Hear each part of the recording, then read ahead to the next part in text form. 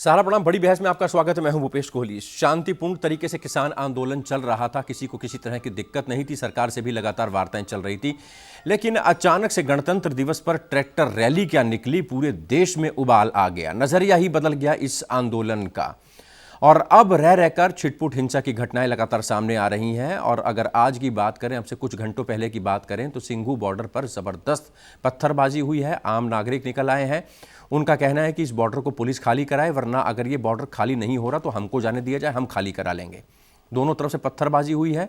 Police के कई अधिकारियों को इसमें चोट आई है, कई पुलिसकर्मी जख्मी हुए हैं, कई आम लोग भी जख्मी हुए हैं। आरोप प्रत्यारोप का दौर चल रहा है। कांग्रेस का कहना है कि आरएसएस ने और सरकार ने एक बार फिर से वही कहानी दोहराई है जिसका शक गणतंत्र दिवस पर भी जा रहा था।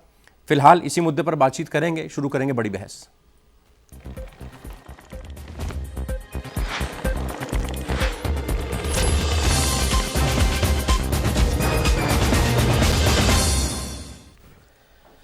किसानों को लेकर लगातार तल्खी बढ़ती जा रही है और किसान नेताओं का कहना है, राकेश टिकैत की जो भावुक अपील हुई है उसका कहीं ना कहीं अब असर दिखाई दे रहा है। महापंचायत हो रही है और उस महापंचायत में हजारों की तादाद में किसान जो है वो आर पार की लड़ाई के मूड में दिखाई दे रहे हैं। मुजफ्फरनगर में महापंचायत हुई और उसमें ये बात सामने आ रही है कि गाजीपुर तक पैदल मार्च भी किया जा सकता है।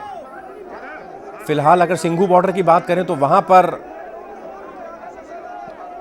आम लोग और किसान आपस में भिड़ गए। लोगों का कहना था कि गणतंत्र दिवस पर जो हिंसा हुई है उसके बाद कोई हक नहीं है यहाँ पर इन लोगों के बैठने का, इनको हटा दिया जाए यहाँ से। अगर इनको नहीं हटाया जाता तो हमको बता दीजिए, अगर पुलिस नहीं हटा पा रही तो हम हटा देंगे। इसी बीच धक्का मुक्की के बाद बात लाठी डंडों तक पहुँच गई, पत्थर फेंके गए। अलीपुर के एसएचओ को चोट लगी इसमें और कई पुलिसकर्मी जख्मी हुए हैं, कई आम लोग भी जख्मी हुए हैं।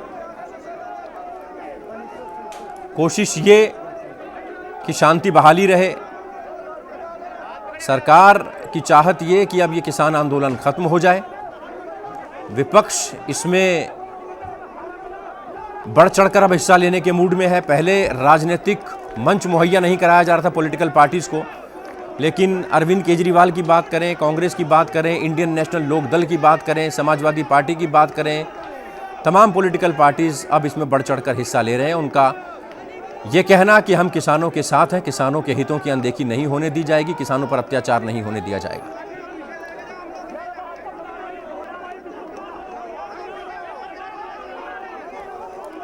आज इसी मुद्दे पर बड़ी बहस करेंगे। दिल्ली और एनसीआर में क्या हालात हैं, किसानों का आंदोलन आगे कैसे बढ़ेगा, सरकार की क्या रणनीति है, पुलिस के सामने क्या चैलेंजेस हैं।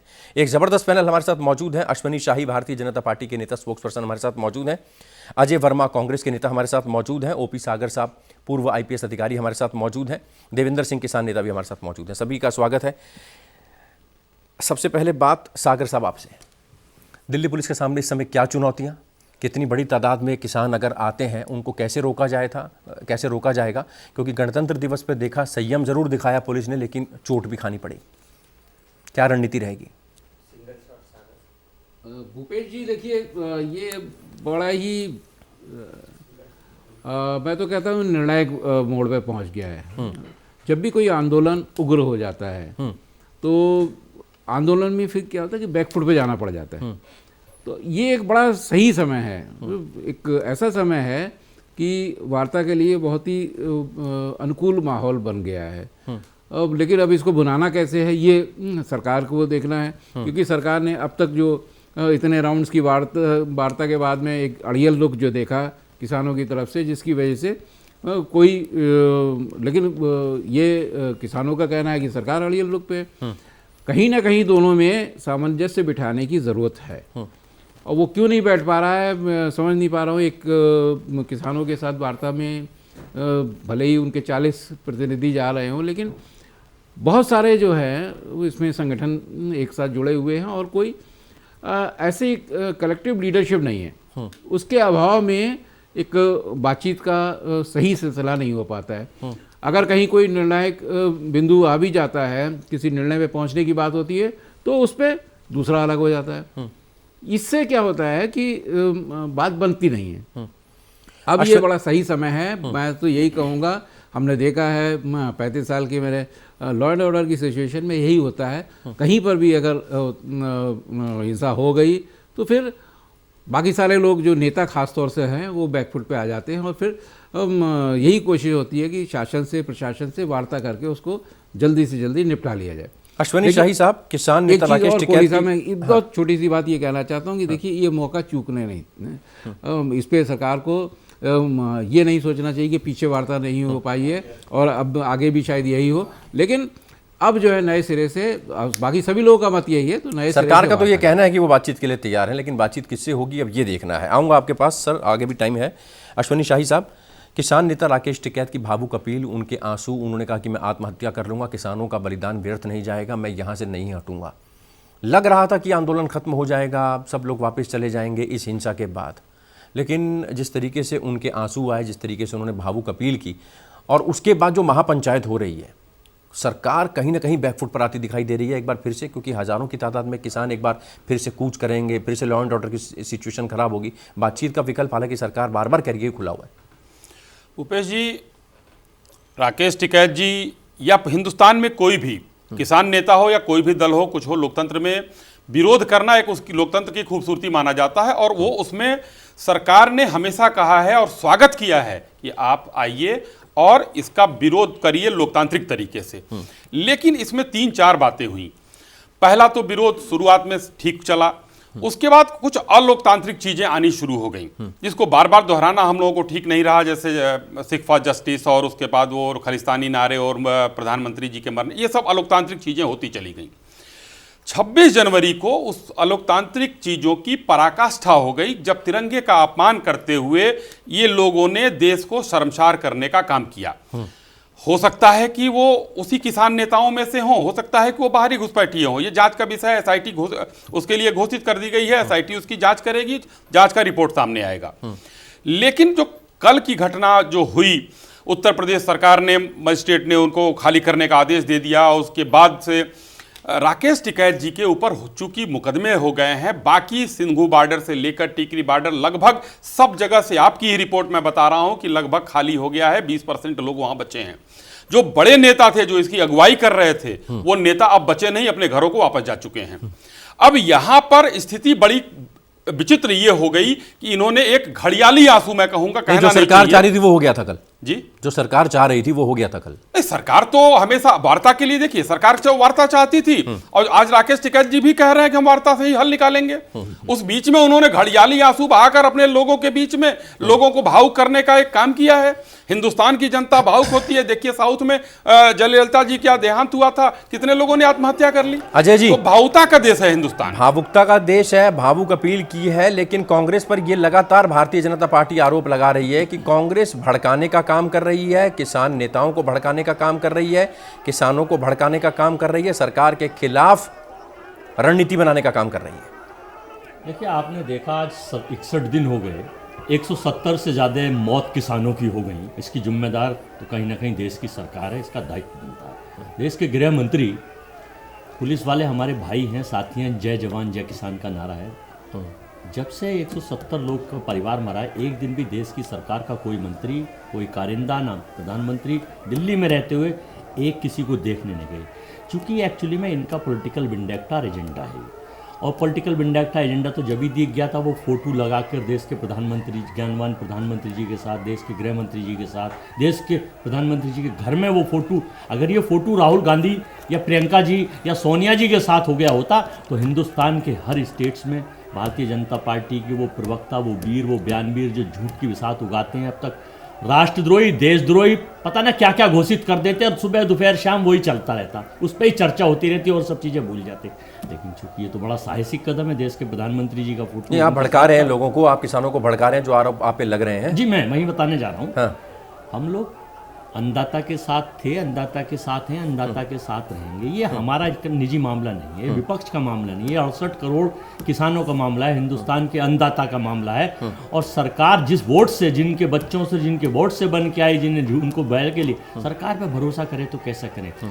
तारीख पे तारीख, तारीख पे तारीख, वादे पे वादे, वादे पे वादे लगने के बाद जब कितने दौर के वादे और तारीख हो गए और वही नतीजा ढाक का 3 पात। अब किसानों ने, देखिए ये भी एक B part of the BJP है, सुनियोजित तरीके से जब प्यार से, वार्ता से ये ख़त्म नहीं हुआ तो इसको, जैसे बंगाल में पूरा देश देख रहा है, बिहार में पूरे देश ने देखा, कोविड में पूरे संसार ने देखा किस तरह से ये करते हैं। ऐसे ही इस आंदोलन को खंडित करने का काम किस तरह से किया गया। हम अनुरोध करते हैं, इंटेलिजेंस फेलियर कैसे हो गई।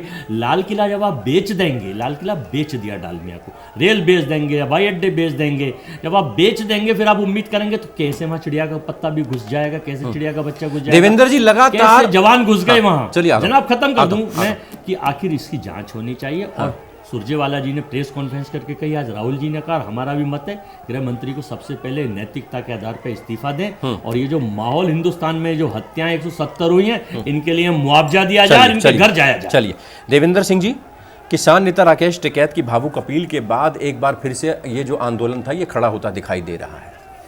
समझना हम आपसे ये चाहेंगे, आपने अभी तक इसको राजनीतिक मंच नहीं दिया, पॉलिटिकल मंच नहीं किसी भी पार्टी को आपने मुहैया कराया। यहाँ से किसानों की लड़ाई चल रही थी, किसान नेता लड़ रहे थे। अब कांग्रेस भी आ गई, अब सपा भी आ गई, अब इंडियन नेशनल लोक दल के अभय चौटाला भी दिखाई दे रहे हैं, अब समाजवादी पार्टी भी दिखाई दे रही है। ये ठीक हो रहा है? देखिए, आंदोलन में हमें मुझे लगता है कि बीजेपी को भी दिखाई देना चाहिए, बीजेपी को भी समर्थन देना चाहिए। ये समर्थन कहाँ से दे रहे हैं? ये सांकेतिक समर्थन दे रहे हैं। सांकेतिक समर्थन बीजेपी भी दे, कोई दिक्कत नहीं है, सबको देना चाहिए, क्योंकि किसान एक जने का किसान है नहीं, किसान तो सबका सबको अन्न देता है।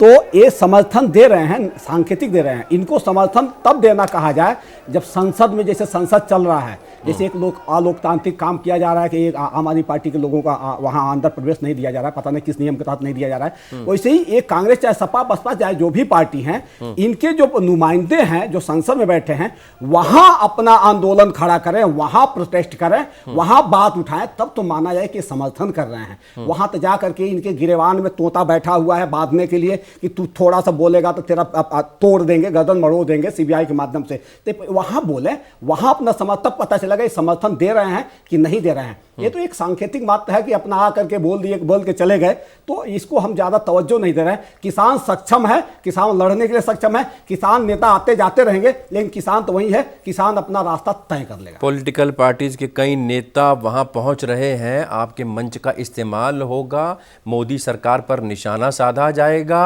आप विपक्ष की कटघरे में उसी तरह से आप किसान नेता दिखाई देने लगेंगे। कुछ एक्सपर्ट्स का ये भी कहना है होड़ लग गई है वहां पर पॉलिटिकल पार्टीज के नेताओं की। एक बार फिर से सवाल आपसे ही, देखिए, होड़ तो लगनी ही है, क्योंकि उनको भी चुनाव पार्टियां बनी तो ढोलक बजाने के लिए तो बनी नहीं है।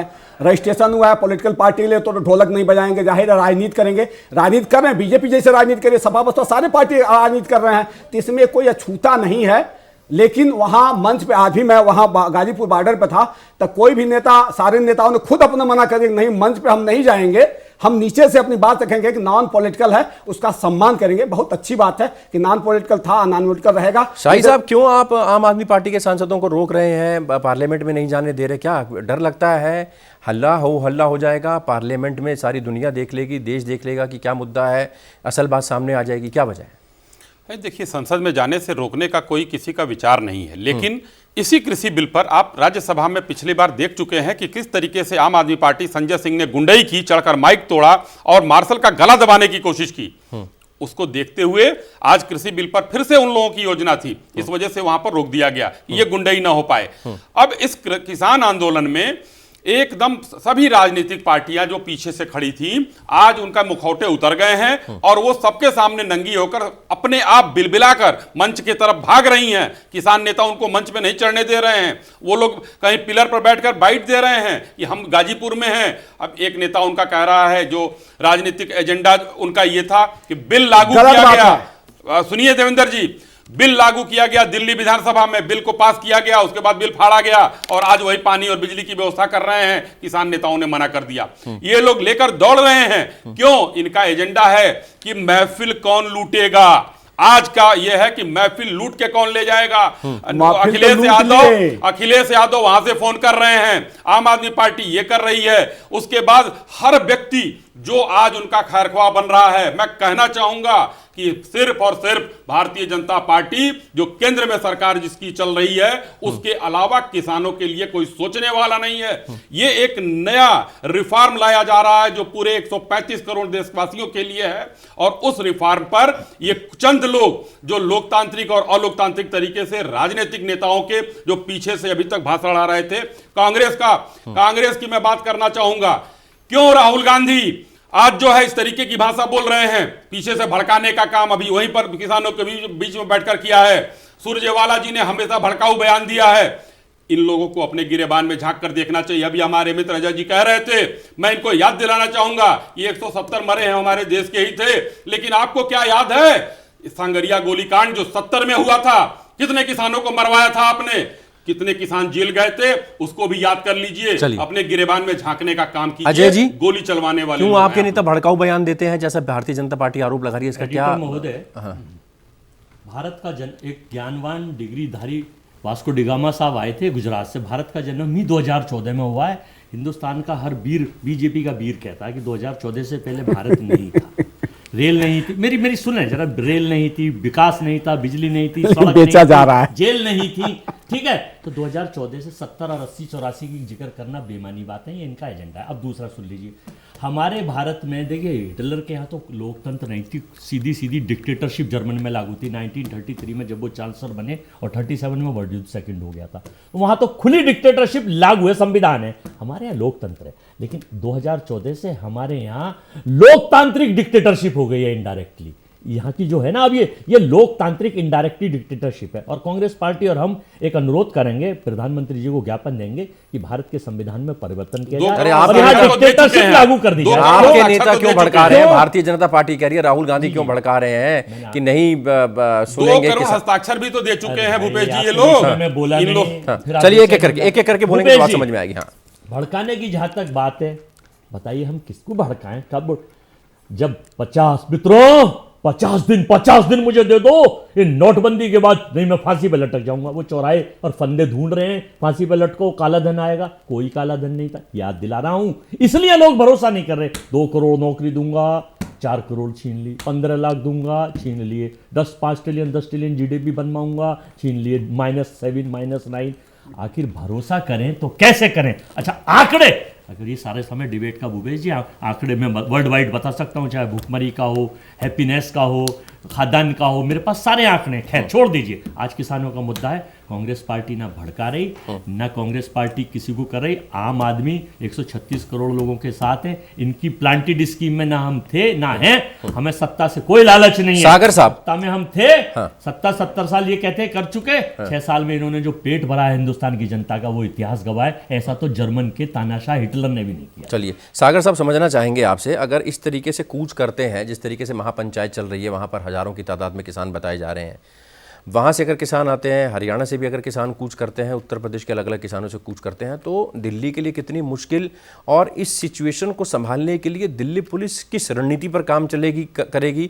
एग्रेसिव रहेगी, संयम दिखाएगी, नेताओं को जो भड़काऊ बयान दे रहे हैं, जिन्होंने हिंसा करी है, उनके ऊपर एग्रेसिव होकर एक्शन लेगी? क्या रणनीति होनी चाहिए? देखिए, ये अगर वार्ता का मन नहीं बना रहे हैं और अगर आंदोलन को कुचलने की बात करते हैं, तो देखिए इतने बड़े भीड़ को, इतनी बड़ी जनमत को कुचलना बड़ा मुश्किल काम होता है।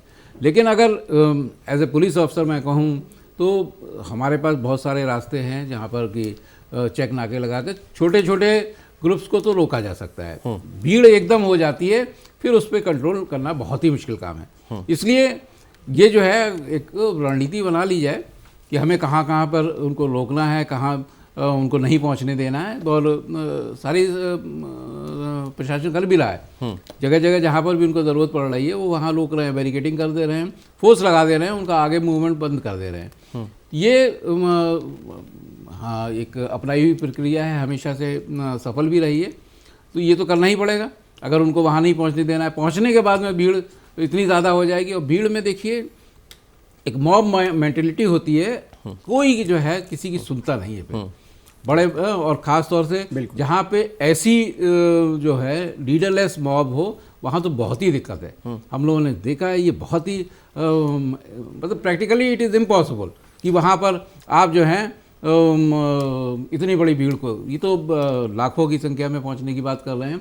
मैं कह रहा हूँ 10,000 आदमियों को भी नियंत्रित करना बड़ा मुश्किल है। क्योंकि एक और बात हमारे दिमाग में रहती है, पुलिस के दिमाग में रहती है, क्योंकि ये कोई दुश्मन तो है नहीं, अपने ही देश के अपने ही भाई बंधु हैं। और वो पुलिस वाले भी ज़्यादातर किसानों के परिवार से आए हुए हैं। सेना वाले भी किसानों के परिवार से आए हुए, हम सभी किसानों के परिवार से कभी न कभी जुड़े हुए, 2 पीढ़ी 3 पीढ़ी पहले जुड़े होंगे। आज हम ब्यूरोक्रेटिक अंदाज में बैठ जा रहे हैं, लेकिन बैकग्राउंड तो हमारी वो है। हमें ये ज़रूर उस समय हमदर्दी भी रहती है। वो हमदर्दी तो खैर चूँकि कर्तव्य का निर्वहन करना है तो हमदर्दी तो उस समय नहीं दिखाई जा सकती, लेकिन जो कानून में जिस तरीके से दिया है मॉब कंट्रोल, रणनीति पुलिस ने भी अख्तियार कर ली है और अच्छी रणनीति पर बात चल रही होगी। लेकिन अगर इतनी बड़ी तादाद में मॉब आ जाएगा, इतनी बड़ी तादाद में लोग आ जाएंगे तो उनको संभालना मुश्किल होगा, जाहिर सी बात है। अश्विनी जी, 2022 और 2024 में किसान नेताओं का कहना है कि हम सबक सिखाएंगे राज्य सरकार को भी और केंद्र सरकार को भी, किस तरीके से देखेंगे इसको? ये बहुत अच्छी बात है, वो कह रहे हैं सबक सिखाएंगे, हम अपने कामों को लेकर जनता के बीच में जाएंगे और जनता उस चीज को देख रही है। अभी यही जो हुआ, इसमें मैं आपको बताना चाहूंगा कि अभी मथुरा में कल की बात है, यही किसान भाई हमारे थे, वहां के डीएम एसपी ने बात किया उन लोगों से, वहां का आंदोलन खत्म कराया। तो आंदोलन तो अब लगभग खत्म हो गया है, लेकिन ये 2-4 जिलों के जो भारतीय किसान यूनियन राकेश टिकैत के साथ लोग हैं, वो लोग आज एक सरकार पर दबाव बनाने की कोशिश कर रहे हैं, जो दबाव शायद, और राकेश टिकैत जी बार बार कह रहे हैं कि हम वार्ता करेंगे, सरकार भी कह रही है वार्ता करेंगे। तो अब ये देखना है कि बाकी जो बहुत भारी भारी नेता थे, जो सिंघू बॉर्डर पर 2 लाख की भीड़ थी, आज 10-20 हज़ार की रह गई है, टिकरी बॉर्डर लगभग खाली हो चुका है। तो अब राकेश टिकैत जी की अगुवाई में वार्ता होती है, सरकार कैसे वार्ता करती है। 2022 में हमने किसानों के लिए जो काम किया है, उन किसानों के काम को लेकर हम किसानों के बीच में जाएंगे। सिर्फ और सिर्फ ये 40 संगठन के लोग, 621 संगठन जो रजिस्टर्ड हैं हिंदुस्तान में, उसमें ये 40 संगठन के लोग वार्ता करने जा रहे थे, बाकी तो हमारे पक्ष में हैं। तो हमारे साथ तो जनमत है। आज अखिलेश यादव जी ने एक ट्वीट किया कि चंद भाजपाई, अरे चंद भाजपाई हिंदुस्तान में नहीं, विश्व में सबसे बड़ी पार्टी हम हैं। अखिलेश जी को मैं कहना चाहूंगा कि आप चंद लोगों में सिमट गए हैं, उन लोगों की बात मत कीजिए। आप आइए, आपकी राजनीतिक जमीन खिसक गई है, उस विरासत को बचाइए।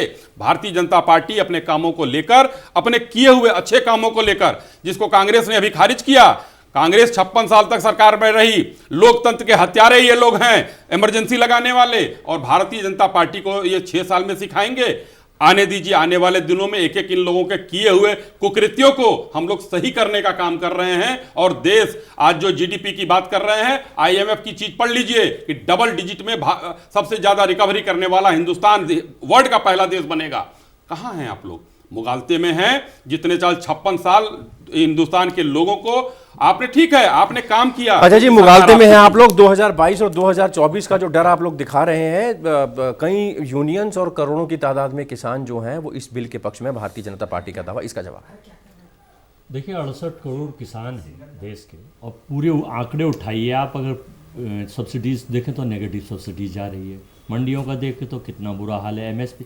देश के ज्ञानवान प्रधानमंत्री जी 29 नवंबर को मन की बात में कहते हैं, घनेंद्र किसान महाराष्ट्र का था, ये ऑन रिकॉर्ड्स बता रहा हूँ आपको, उठवा के देखेंगे कि ये भाइयों एक एसडीएम से कह के, ये प्लांटेड है इनके सारे कम अफसर। एक वो लेडीज आई थी अभी पीछे कि भाइयों मुझको इसकी एमएसपी मिली थी और मुझको फ़ायदा हो रहा था। 5 दिन बाद वही किसान आपके सारे चैनलों पे आया और उसने कहा मैं इस्तीफा देता हूँ और ऐसे प्रधानमंत्री के लिए मैं नफरत करता हूँ, आज से मुझे 3.5 लाख का नुकसान हुआ। वो प्लांटेड, बीच में आप फिर बोलते हैं बेचैन, जो बेचैन आदमी है ना, जिन्हें पता है कि वो बेचैन है इसलिए बोलते हैं, सत्यता आपसे नहीं, ठीक है, सत्य मुझे याद है, बहुत याद है, याद तो हम भी आंकड़ों में एक आंकड़ा जोड़वा दे रहा था बस, और कुछ नहीं। निवास जी, वो लोग जो तिरंगे को हमेशा अपमानित करते हैं, जो नाथुराम गॉडसे के उपासक, महात्मा गांधी के हत्यारों के समर्थक, महात्मा गांधी के हत्यारों के साथ के लोग, तिरंगे को बीच में ना बोले, जो तिरंगे को हमेशा फैलने से रोकते हैं नागपुर में, इनके मुख्यमंत्री शिवराज सिंह जो बीजेपी का झंडा फहराते हैं तिरंगे की जगह, इनको सोचना चाहिए कि हिंदुस्तान में डेमोक्रेसी है। मैंने फिर आपसे पहले कहा था कि यहाँ पर डिक्टेटरशिप, डेमोक्रेटिक डिक्टेटरशिप है। क्यों देवेंद्र जी, जो हालात, 1 मिनट कर रहा हूं, किसान ये जो लोग कर रहे हैं ना, किसान अब क्या चाह रहे हैं, किसान यूनियंस क्या चाह रही हैं, आगे किस तरीके से रणनीति बनेगी? चुनाव की चिंता है हमें, देश की और 136 करोड़ लोगों की चिंता है, इनके वीर और इनके झूठे और निठल्ले आईटी सेल से हमें कोई चिंता। 2 करोड़ सिग्नेचर कहां से आए थे, इसकी चिंता है आपको? वो झूठ नहीं था, पता चल जाएगा। जिससे सवाल पूछा उसको जवाब तो देने दीजिए, वक्त की कमी है। देवेंद्र जी, ये मुद्दा बड़ा बना नहीं होता, लेकिन मुद्दा इसे जानबूझकर बनाया गया एक अराजकता पैदा करने के लिए बीजेपी की तरफ से। आज प्रधानमंत्री साहब ने बोला है कि विस्तृत चर्चा की जाए, बीजेपी कह रही है किसानों ने नहीं, हम बता बस रहे हैं, इसको बता खत्म ही कर दो। हम बता रहे MSP हैं। बात प्रधानमंत्री किसी साहब बात ने पे आज भी उसको कहा खत्म है, कर दो। प्रधानमंत्री साहब ने आज कहा है कि ये सत्य को नुकसान ना पहुंचाया जाए, अब विस्तृत चर्चा किया जाए। काश जो ये बिल लाए हैं उसका विस्तृत चर्चा किए होते, आनंद फानम में 12 बजे रात में अगर ये पास नहीं करवाए होते तो आज ये हस्त्र नहीं होता और ये दुर्दशा 4 नहीं घंटे होता। चर्चा भी हुई थी सदन में, अरे इसको भी 4 याद घंटे रखिए। क्या मतलब होता है भाई? राहुल जी, आप walkout 4 कर घंटे गए क्या थे होता है? उस ऐसे दिन। नहीं होता कोरोना है। आप काल सुनिए में सुनिए सुनिए 1.5 आगे लाख लोग आगे मरवा दिए। अभी हमारे 1 करोड़ हमारे 10 शाही लाख जी लोग ने बीमार हो गए और बिना बिल पास करने की शाही जी ने अरे देश में हजारों लाखों लोगों की नसबंदी आप लोगों ने करवा दिया, उसकी चर्चा ही नहीं करते, मरवा दिया कोरोना में। वर्ल्ड बैंक से एड लिया हूँ। वर्ल्ड बैंक से नहीं, झूठ बोलने की पार्टी कांग्रेस हो चुकी है। कांग्रेस ने अपने ऊपर लोकतंत्र की हत्या का आरोपित कांग्रेसी है। कांग्रेस बात करने की स्थिति में नहीं है आजकल देश में। कांग्रेस ने जो 56 सालों में देश में किया है वो कहीं कोई बात करने की स्थिति में नहीं है। अत्याचार करते हैं आप अत्याचार की बात करते हैं, अत्याचारी पार्टी कांग्रेस है। देखिए दोनों कांग्रेस ने एक-एक सिखों के थाली ऊपर के अत्याचार चक्कर कराया, हैं। लाखों सिखों को कटवा कांग्रेस और कर बीजेपी देखिए, दोनों सिखों की देखिए। हत्या करने वाली साफ दिख कांग्रेस रहा है। आज जो है लोकतंत्र की बात करती है। भूपेश साहब, लोकतंत्र की भूपेश साहब, हत्यारी कांग्रेस। आप एक जज की हैसियत से बात करिए कि देखिए दोनों कांग्रेस बीजेपी एक दूसरे पर आरोप लगा रही हैं। यही इनका मोनोपोली होता है, यही एक दूसरे पर आरोप लगा के चीजें खत्म करते हैं। तू सत्ता माना, मैं तेरा जांच नहीं करवाऊंगा, जैसे मध्य प्रदेश में हो रहा, तू आएगा तो मैं नहीं जांच करवाऊंगा। यही चीजें, यही आपस में गेंद फेंकते हैं, लोकते हैं, फेंकते हैं, लोकते हैं। इससे चलिए, नहीं वक्त की चलेगा। कमी है और किसान नेता राकेश टिकैत की भावुक अपील और उसके बाद हजारों की तादाद में महापंचायत में किसान जुटे और दिल्ली कूच करेंगे, गाजीपुर कूच करेंगे। देखना होगा पुलिस कैसे निपटती है, सरकार की आगे क्या रणनीति होती है। सरकार का कहना है कि बातचीत के रास्ते खुले हुए हैं, कांग्रेस का कहना है कि हम किसानों के साथ हैं, तमाम और पॉलिटिकल पार्टीज का कहना है हम किसानों के साथ हैं, उन पर दमन नहीं होने देंगे और अगर तीनों कानून वापस ले लेती है सरकार तो अपनी सरकार चलती रहे, अपनी सरकार चलाते रहें। हमें किसानों की चिंता है, हमें सत्ता की चिंता नहीं है। फिलहाल बहुत बहुत शुक्रिया अश्विनी शाही साहब, भारतीय जनता पार्टी से आप जुड़े, अजय वर्मा कांग्रेस से, ओपी सागर साहब एक्सपर्ट कमेंट्स के लिए बहुत शुक्रिया आपका, और देवेंद्र सिंह किसान नेता हमारे साथ जुड़े, बहुत बहुत शुक्रिया। बड़ी बहस में अभी के लिए इतना ही, दीजिए इजाजत। ब्रेक के बाद खबरों का सिलसिला जारी रहेगा। आप चलते रहिए सहारा न्यूज़ नेटवर्क के साथ। इजाजत, सहारा अपना।